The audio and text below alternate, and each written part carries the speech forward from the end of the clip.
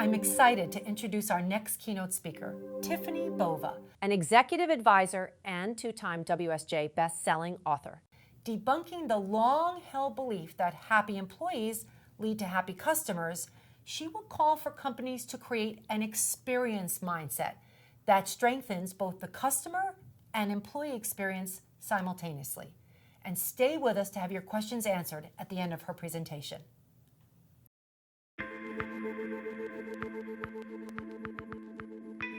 While growth is becoming more elusive, it is possible if you change the way you think about growth. Hi, my name is Tiffany Bova, and I'm here to talk to you today about the experience mindset, changing the way you think about growth.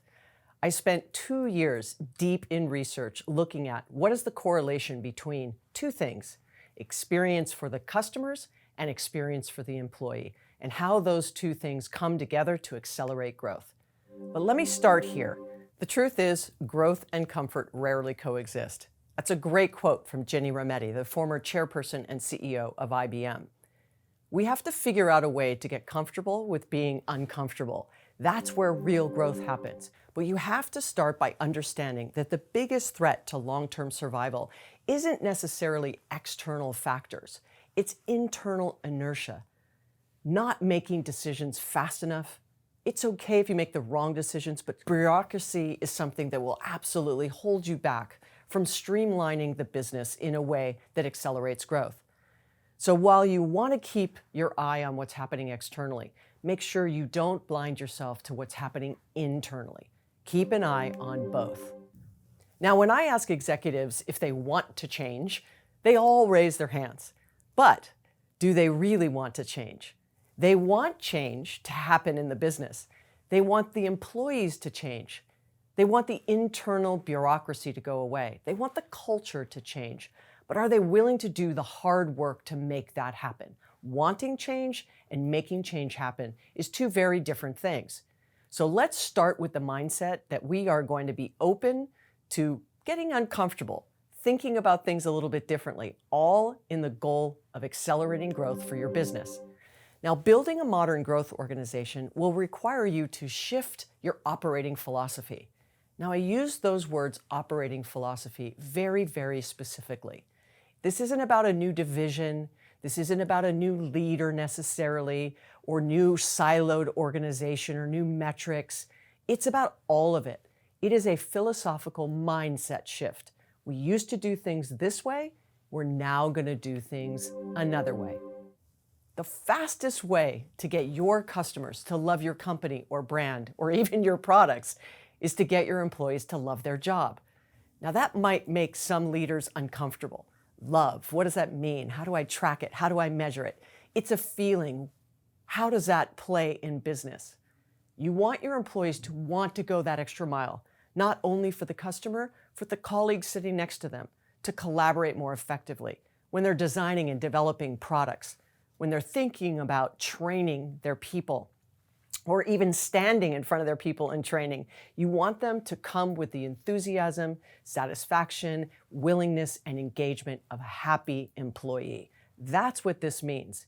If you don't have that and you have dissatisfaction, it shows itself and manifests itself in poor service, poorly designed products, poor training activities, and/or, unfortunately, poor results. We want to make sure those two things stay front and center. And that is really the foundation of the experience mindset. It's about building and maximizing this flywheel of the connection between people, process, technology, and culture with the experience in mind for both employees and customers. If you can ground yourself in that, then we will have a successful time together here today. So let's talk about what's going on for experience overall. Experience has absolutely reached a tipping point. Customers now say, 80% of them, that the experience they have with a company is as important as the products and services. Now, just think on that for a moment. We spend a lot of time developing products. You may even work for a product-led company. You may even be a product developer or designer. And now I'm telling you that the experience a customer has with the business is almost as important as those products and services you spend so much time developing and designing. But that is the economy we're in today. That number actually was 88% last year. It has dipped significantly to 80, and I think some of that has to do with price concessions now, inflation, and a lot of things that are happening around the business that are putting more pressure on companies than just experience alone.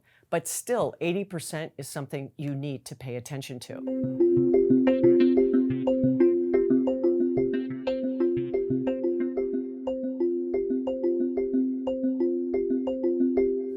Now, my question for you is, who are the keepers of your company's brand promise around that experience? You may have a marketing deck, you may have a value and vision statement, you may say something on your website like, we are the most customer-centric company on the planet, we care about you more than our competitors, we will go the extra mile for you, and all of those things may be true, but who delivers them on your behalf? It's your employees. It isn't that PowerPoint presentation. It isn't that vision and value statement. It is the people that show up every single day on your behalf to not only do their job, but to serve your customers and make sure they are successful using and leveraging the products and services that you design and sell. Employees have taken over customers as the #1 priority stakeholder in business. That's the first time in a decade that happened. It had been customers for the entire decade before that. It was around 2021 where this shifted. And I think the pandemic really shined a light on the lack of investments we had made for our employees over time. It manifested itself in the Great Resignation and quiet quitting. But now that we're on the other side of that for all intent and purposes, will employees stay that #1 stakeholder? It's still open for debate. But what it also shows is we have to be better at thinking about our employees in a similar light to that way in which we focus on our customers. So let's talk about this. Employees aren't always happy, and it's really impacting customer experience and growth. Now think about it, right?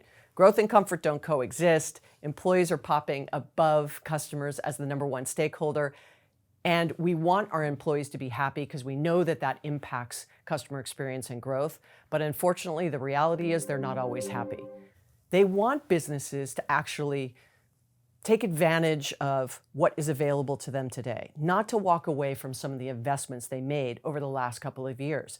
They want organizations to know them and train them and guide them, recognize what they do for work, coach them, stretch them, and inspire them. Those are the things employees are looking for. Now, mind you, compensation, flexible work, all very important, and for another day. But right now, the employee expectations are rising around the things that make them as individuals succeed and engaged at work. So we want to make sure that when we're talking about employee experience, that we're thinking about the day-to-day lives of those employees, what you are investing in order to make them successful. The fact is, superior customer experience depends on employee experience.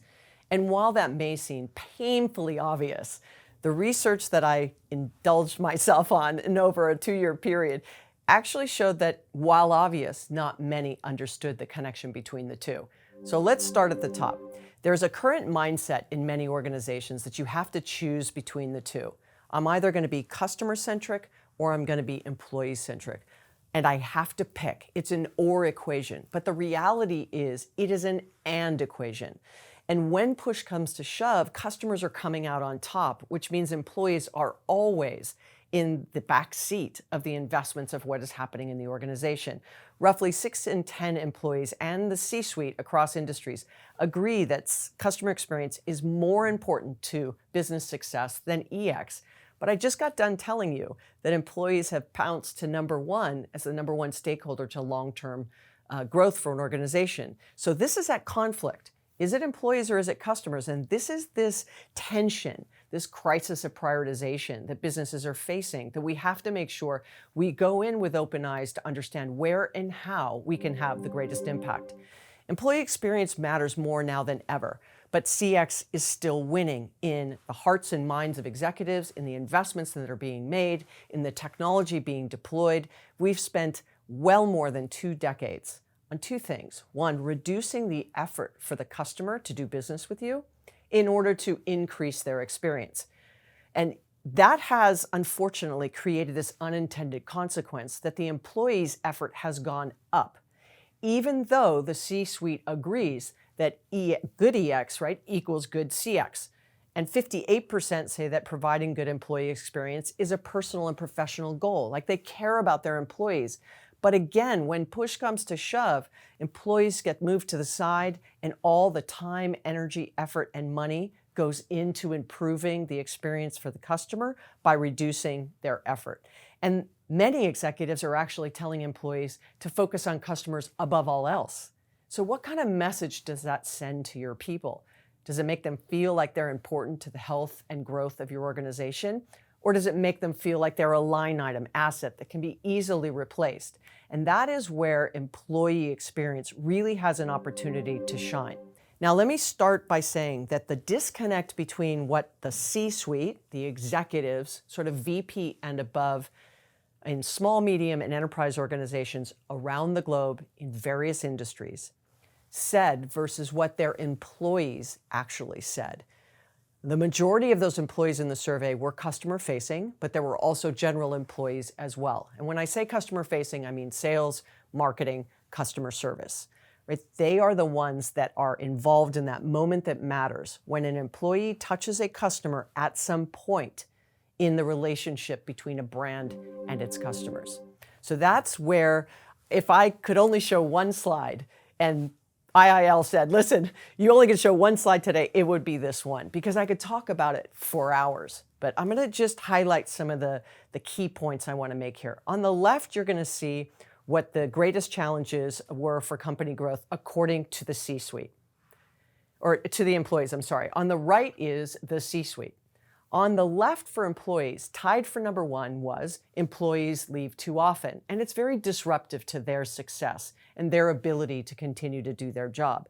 But also tied for number one was outdated technology. Now, outdated technology was number 6 for the C-suite. That was the largest disconnect between what the C-suite thought was happening in the business and what employees actually know is happening in the business. Those are different things, right? What I think is happening and what I know is happening, the employees know what's happening. Too many redundant processes, data and technology systems are not integrated, there is department silos, there is lots of opportunity for improvement within the business. But if you're listening to this and you're a leader, do you know what your employees think about these topics? Would you agree with what they say? Would they agree with what you say? Alignment between the two of you is critical across these areas because these have the greatest impact on your ability to build repeatable and scalable growth.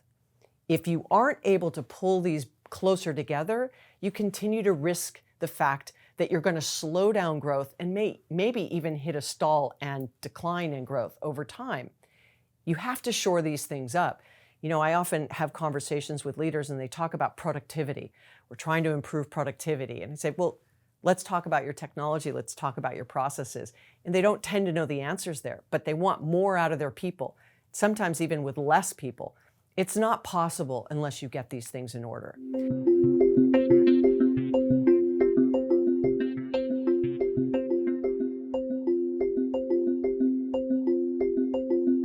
So the value of getting this right, the value of making sure that your employee experience and customer experience stay as even in effort, time, energy, and money as possible. It's never going to be 50-50, but right now it is significantly out of whack. So let's talk about the power of getting it right. When a company focuses on employee experience and has it as a top priority, we actually saw a 1.3 times increase in the client satisfaction KPI. So the performance indicators went up for the customer when employee engagement was high. The reverse of that is when customer experience was a top priority, employee satisfaction KPIs went up 1.4x. So you can see that if one is good, the other benefits. If employee experience is good, customer satisfaction increases. If customer experience is good, employee satisfaction increases.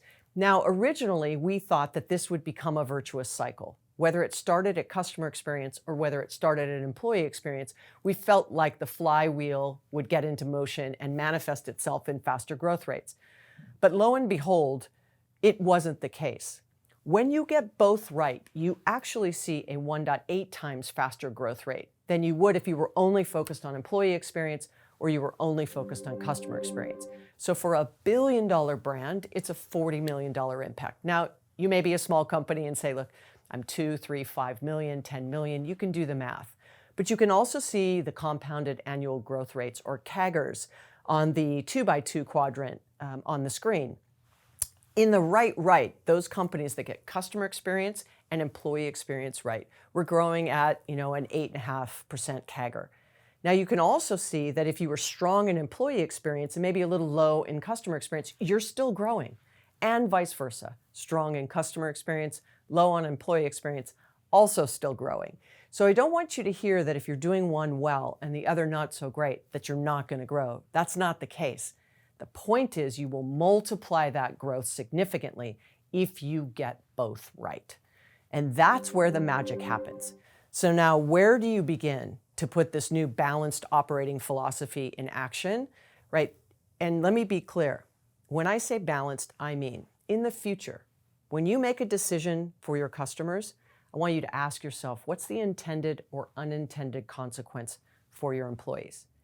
When you make a decision for employees, I want you to ask the question, what's the intended or unintended consequence for your customers? If I can just get you to pause for a few minutes and ask that question, this presentation has been a success, because right now there is no pause. We just race ahead at doing something for customers, potentially in one group or division or leader, and we race to improve something on the employee side with one group, one leader, one division, and the two don't speak. And that's where you have this disconnection. That's where that gap and that inability to really maximize that flywheel is happening, is when you're not considering both sides of the same coin. So I'm going to bring back an oldie but goodie. Leavitt's diamond model from the 1960s was structure, technology, people, and tasks. And his philosophy was that it would determine the fate of the organization is how one component will affect the other three. If one is not aligned, it has an impact on them. To implement change successfully, you need to find the right balance between all of them. Now, I modernized this a little bit and really built upon what this became, which was people, process, and technology. And I've stretched it to include culture. I believe there is a big difference between people and culture. Culture is sort of the grouping of all the people and how they behave and what the feeling is in the organization. People are the individuals, right? Train me, recognize me, invest in me, care about me. That's at the people level. But if the people don't feel the leaders and the company will back them up if they need it or they need help or they want to progress in their career and they're supporting them, that is a cultural comment. So that's where I really differentiated the two. So people are the employees and organization that do the work. So let's talk about it. When customers are happy, the good news is employees feel it. Imagine a call center, 8 hours a day, you're on the phone with a customer, and those customers are just not happy. And they're just yelling at you for 8 hours a day. You walk out that door at the end of the day, how are you feeling? I would say I wouldn't be feeling well. And now, actually, when I call a call center, and I might have been a little more irritated and angry, I'm not quite as bold with the other person on the other end of the phone because I feel for them, right? I could have been the 25th caller that day that has just unloaded on my unhappiness with them. So we want to make sure that our customers are happy because that interaction impacts the way employees feel. Employees also say that providing a good customer experience enhances their own employee experience. Like, I want to provide good service. Customer service agents don't wake up and say, today I'm just going to make all our customers angry, or I'm not going to answer their questions, or I'm not going to solve their problems, or I'm not going to give them returns or, credit back on their credit card. That's not what they say. They show up every day to do their best work. And so we want to make sure we're supporting them. Or if they're in sales or marketing or product development or finance, any part of the organization that does something that touches the customer needs to have this feeling of pride in the work that they do because they believe and understand the connection to the customer. So now, what are the things and areas that companies need to invest in as it relates to its people? Look, we have so much coming at us. GPT, AI, machine learning, big data, structured data, unstructured data. I mean, you could go on and on and on. But ultimately, especially in customer-facing roles, this is where reskilling is critically important. The World Economic Forum actually predicts that some 50% of employees will have to be reskilled between now and 2025. Now, that statistic came pre-pandemic. I don't know if that will really stretch any further than 2025, maybe 26 or 27. I was at the World Economic Forum late last year having this very conversation on where we thought it was really going to have the greatest impact for reskilling. And it is necessary for companies to make these investments in people because there are areas in which the future talent requires it. You have choices. Do I hire in the new talent that already has these skills, or do I take the talent that I have and I reskill and retrain? I would say invest in the people that have already made those commitments to you and have said, look, I care about working here. I'm all in, right? I believe in the vision and values of the company. I want to be here every day. I show up for my people, my colleagues and our customers. I'd like for you to invest in me. Remember that employee expectation is rising. This is one of the areas. I want to be better in my job and more well prepared so I can do my job more efficiently and effectively and deliver better service and also find more joy in what I do every day. Now, I often then get pushback. Well, this is expensive, right? Investing in talent is expensive. So the CFO asked the CEO, what happens if we invest in developing our people and they leave us? The CEO says, what happens if we don't and they stay? That means they don't have the skills and capabilities to actually do what you're asking them to do. So productivity drops, service level agreements drop, and their ability to do their job drops. And then you come back and go, wow, what is going on? Now we have a culture problem. This is a culture slide. You are going to invest in your talent or you're not going to invest in your talent.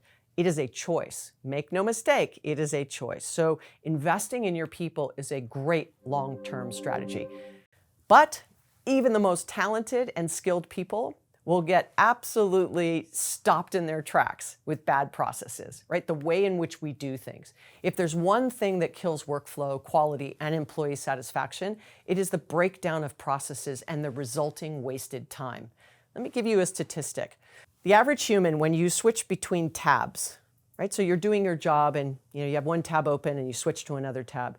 You lose like 2 to 4 milliseconds with your brain catching up to, oh, I'm on another screen, and I'm looking at something else. While visually you see it's changed, it just takes a beat for your brain to catch up. In the course of a week, that switching time costs about 4 hours. And so over the course of a year, imagine how much time that is. I think it's like 4 or 5 full weeks of time in just switching costs alone. And that could be from broken processes, right? I have to hop from one thing to the next thing. So really thinking about it through how can processes impact customer experience, employee experience, productivity, innovation, and technology adoption. If you're deploying a lot of new technology and people aren't adopting it, is it because the processes weren't fixed as well? You just sort of injected a new tool and said, go be free and use it. An enterprise has an average of 1,061 unique applications. Yes, you heard that right, 1,061. And over the course of a year, employees lose 5 working weeks, right? That 9% of their annual time at work switching between all these applications. Now, you would never in a million years ask your customers to have to go to 5 tabs to do business with you. Yet we ask our employees every single day to go to 5 tabs to do their job, or go to 5 tabs, 2 humans, and a manual process to do their job. Closing a ticket, doing a return takes 20 minutes. 20 minutes, where really if we fix the processes, it should take 2 or 3. Give people time back, reduce that mundane, repetitive stuff, improve the processes through change management and training, and you will see people actually start to re-engage in what you have them doing day after day. Now, there was a company I was working with in Australia, actually in Brisbane, and they were having difficulty in 2 failed deployments of a technology solution in their call center. And they couldn't figure out what it was. So they leaned into design thinking. They took a very long wall walking into the call center and they put a line on it and they put paper up on the wall and they had different colored Post-it notes. And every day that the employees walked into the call center, they had already journey mapped what the customers had to do with them. And so they asked the employees to put by color Post-its underneath it what they had to do to actually respond to what customers needed them to do. And I'll just start at the first step. Download like a 35-page document, initial every page, sign the last page, and wait for it, fax it back. This was literally in 2020. Fax it back, print it and fax it back. And these were consumers. This was not a business client, if you will. So how many people have a printer at home and how many people have a fax machine at home? Remember, this is sort of pre-work from home craze. So that was inefficient because it would take days for people to be like, I have to go somewhere and print it, find someone who has a fax machine. And so just automating that with a DocuSign, right, or an online signature, an e-signature, reduced like 5 days. They had actually asked their customers for 14 months of time from the first contact to closing that request. It was a government agency, so there's a lot of bureaucracy and red tape and regulations that had to happen. But after they were done going through this journey mapping the customer and then journey mapping the employee experience focused exclusively on processes, they took that from 14 months down to almost 90 days. And that was industry leading.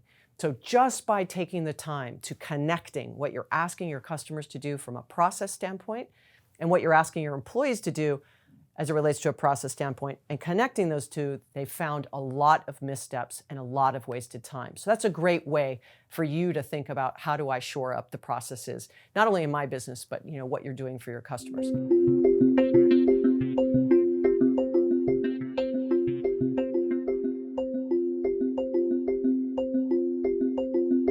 The next is technology. Now, these are the tools we use every day. And productivity, you could argue, why is it that we can't seem to turn the corner on that? I feel like it's because we're not maximizing all the technology we have in place. It's either a lack of investment in technology that hasn't even been deployed, it hasn't been integrated, or you don't have employees adopting it. But this isn't just a productivity people problem. This is a productivity human and technology problem. I never, ever believe it's human alone or tech alone. I always believe it's human and tech going forward. There's very few industries in the world where technology hasn't completely disrupted what the employees do every day and the ways in which the customers, consumers, or patients or students engage with that company or brand. Of course, there are some, I'm not saying it's never, but for the mean, technology is embedded everywhere. Now let's talk about the disconnect again. If you remember, I said this is the greatest disconnect between the C-suite and the employees is outdated technology. What the C-suite thinks is happening and what the employee knows is happening.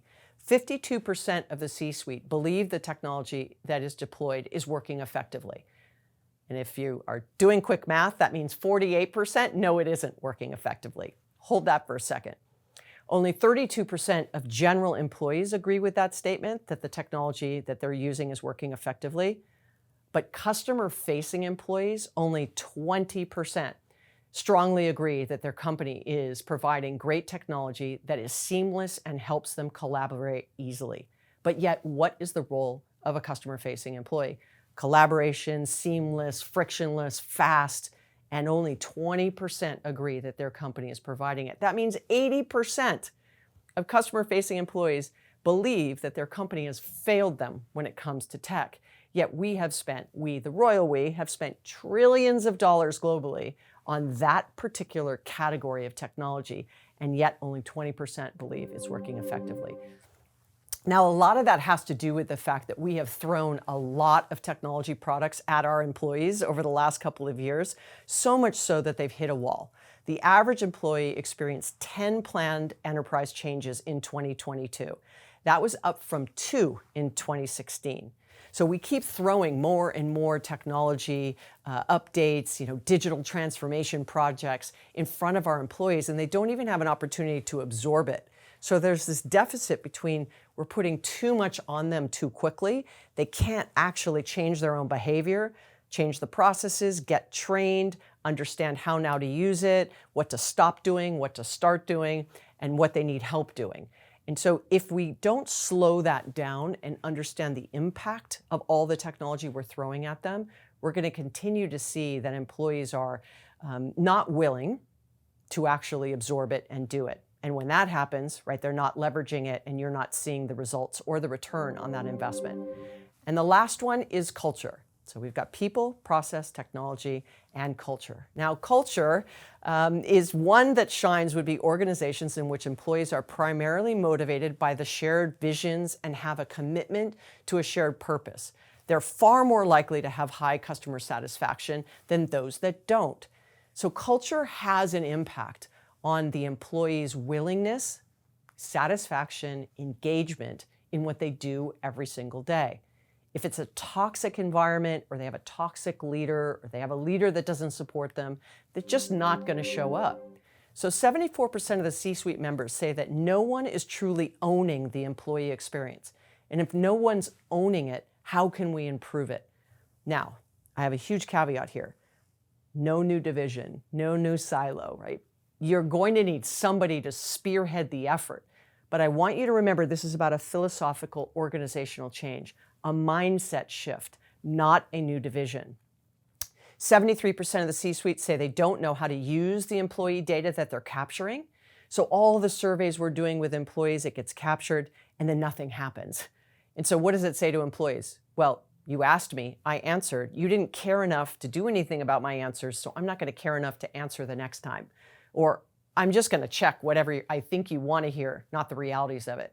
49% of the C-suite executives feel that their company excels at acting on feedback, but that's not at all what the employees are saying. 31% of employees agree with that. So you may think you're doing a good job, but the reality is that your employees don't necessarily agree. And that results in that quiet quitting and great resignation. All right, next steps. Let's wrap this up. There's 5 steps towards aligning EX and CX if you're going after growth. The first one is to align around definitions and metrics. Break down those silos, get the executive team together, agree on a definition of great employee experience, agree on a definition of great customer experience, align the two with KPIs and metrics so that people have line of sight onto what is working and not working. Then I need you to understand what pieces and parts of your employee experience have the greatest impact on customer. And you could think about doing that design thinking example that I gave with the Australia company, right? You may journey map your customers today. Let's journey map the employee underneath that. And then you can start to break down pieces of what an employee does every day and journey map it as well. Onboarding for a new hire, opening and closing a ticket, placing an order, doing a return, shipping a product. Like look at each job individually and then map out that experience for the customer and the employee and the processes and technology that gets used. Then reassess those tech investments. Make sure that all those investments you've made already, are they integrated? Are they seamless? Do your employees have to have 5 tabs open to do their job? Or can they have one? And this isn't that you're ever going to get to just one. Don't hear me say that. But the fact that they have to switch, remember how much time they're losing. Some 9% of their annual work year is being wasted on switching. So if you're looking for greater productivity with less headcount, like let's just give them the time to do their job. And assessing technology for efficiency is a great way to do that.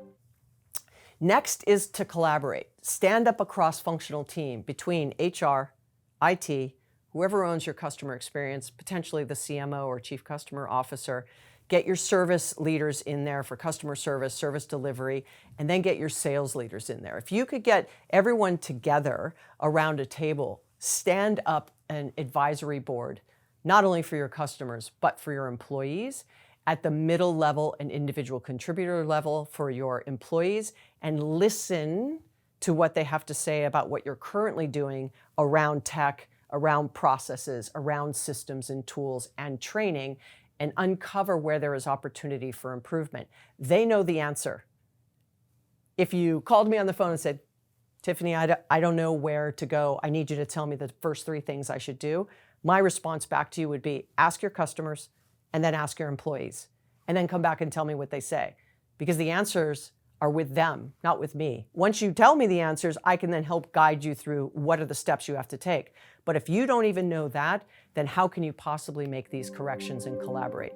Take that feedback and establish a real-time loop of if an employee out of a survey period tells you that a process is broken, listen to them and action it right away. And if you're not going to action it, tell them why not. If you're in a highly regulated industry, maybe you're not allowed to do something. So just let them know why not. They might not like it, but at least they'll know why you're not able to do it. And that will really help by managing by wandering around. One of my favorite people, Tom Peters, wrote the book In Search of Excellence. Actually, the last IIL event I did it with Tom, and he talked extensively about this. And if you want to learn more, In Search of Excellence is a fantastic book to get your arms around what that means. But it really, in a nutshell, is walking around talking to employees individually, listening to what they have to say, and not assuming that you know the answer to the questions that you're asking. So final thoughts. What will you do differently? What will you do differently based on what you've heard here today? I don't need you to change everything, but if I can get you to change one thing in people, in process, in technology, in culture, it's been a success. If you just take a pause when you make a decision for employees to understand the impact to customer and vice versa, it's been a success. If I got you to think that, yes, we are working on efforts towards our customers and we're working on efforts towards our employees, but those two groups are not talking to each other. We should make that happen. It was a success. Whatever you decide to do, be bold. I always say, as long as it's not illegal or unethical, go for it. The worst that could happen is you fail, you learn, dust yourself off, try it again. It is a journey. There is no destination. You are going to have to continue to reassess, invest, ask, listen, and action on an ongoing basis. So with that, I say thank you. Thank you for listening to me. I look forward to our Q&A. If you'd like to keep in touch with me, you can join my newsletter. I've got a podcast called What's Next with Tiffany Bova. And of course, you can either read the hard copy, the ebook, or the Audible of my new book, The Experience Mindset. So thank you very much.